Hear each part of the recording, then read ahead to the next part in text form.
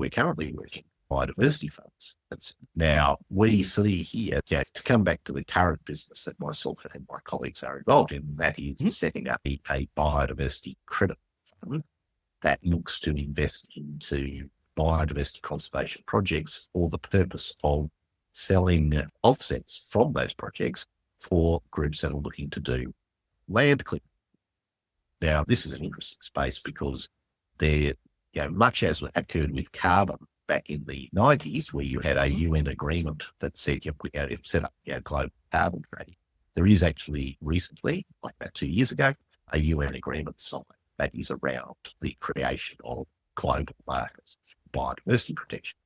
At our count, there are now 40 plus countries around the world or jurisdictions around the world that have created biodiversity markets to attempt to deal with the impacts of land clearing. So we took a look at this space, and we note that in New South Wales, where I currently am, there is a government requirement, New South Wales state government, that if you are clearing land, you have to buy these land clearing offsets. Mm-hmm. That makes perfect sense. That market's been ticking along, doing a couple of $100 million a year of turnover. And we looked at that and we said, well, that's interesting. How about all these solar farms? Mm-hmm. And so we went and analysed all the plans for the 12.5 gigawatts worth of new solar builds that the New South Wales government has targeted to occur over the next 10 to 15 years in New South Wales.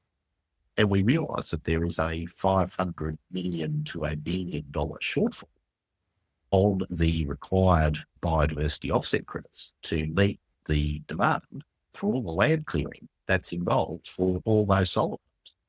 It's actually the land clearing. What this means in practical terms, let's put it in context. The land clearing from solar farms in New South Wales in the next 10 years is considerably more than all the land clearing for property development.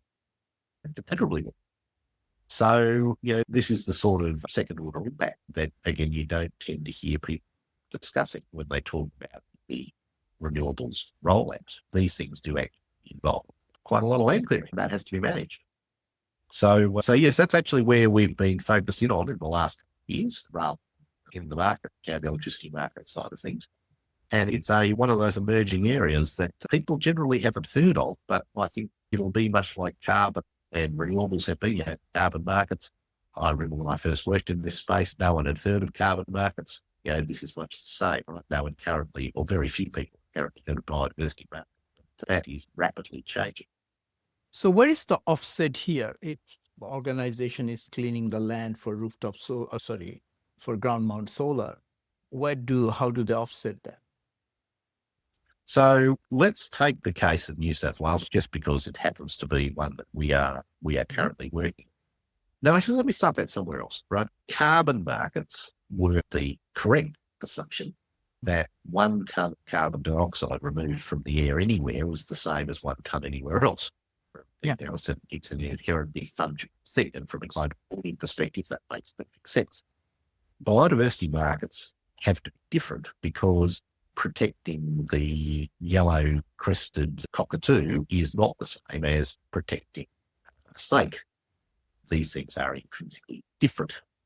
And so the result of that is that biodiversity markets tend to have much larger and much granular definitions of the sorts of credits that are there. So to take a simplistic example, in New South Wales, if you are clearing land, you are required by law to go onto a government website and you mark the boundaries of the land that you are going to clear, and the government computers do some analysis, or someone's in the process here, but they do some analysis and it says, yes, that land is currently the home of 6 koalas and 5 endangered red gums, and before you are allowed to clear it, you need to find someone else, somewhere else, within the same biodiversity region, an area that is in many ways equivalent to the land that you are proposing to clear, and that also has red gums and yellow-crested cockatoos on it.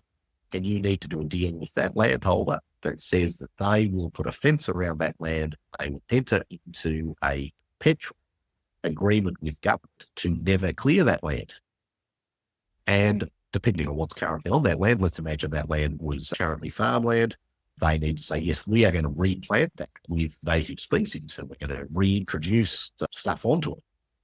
So they go through this quite complicated process of trying to match the things that are going to be cleared with the things that you're now going to bring back into conservation. It is, of course, inherently, at best, a zero-sum game here where the way these schemes tend to work is to try to take the biodiversity impact to be neutral, not to necessarily make things better. It's just trying to not make things worse. But, again, let's put it in practical terms. If all the proposed solar farms that were going to go in the northern and New England region of New South Wales, if all the stuff that was proposed in that renewable energy zone actually occurred, and if they said, okay, we are now going to need to go and buy bits of land that is also in New England, that's got those right sorts of things on it, and we're going to protect that and conserve it, it would imply something like 30% of all property sales in the New England area for the next 5 years would be people buying farms and turning them into parks, right? It would be quite a transformational thing for the local environments in those states. So, we're expecting to see a lot of action and probably quite some controversy in this. So what will the Biodiversity Fund do in this particular case? Oh, well, our fund, as opposed to the market more generally, one of the issues with creating projects under the existing biodiversity regulations is there's a lot of upfront costs to do it. So if you've got, let's say you've got a farm that's worth circa $5 million, and you say, look, I'd like to run that through this scheme and move it into conservation and generate some credits from it, the process for doing that could easily cost you $500,000. Probably take you a year to 2 years to actually successfully do it. And one of the issues that's arisen in these markets is that there's a lot of people who've actually got projects that they'd like to bring forward, but they do not have the upfront sheet to do. So we would invest into those projects with the assumption that we would later be able to sell the resulting credits.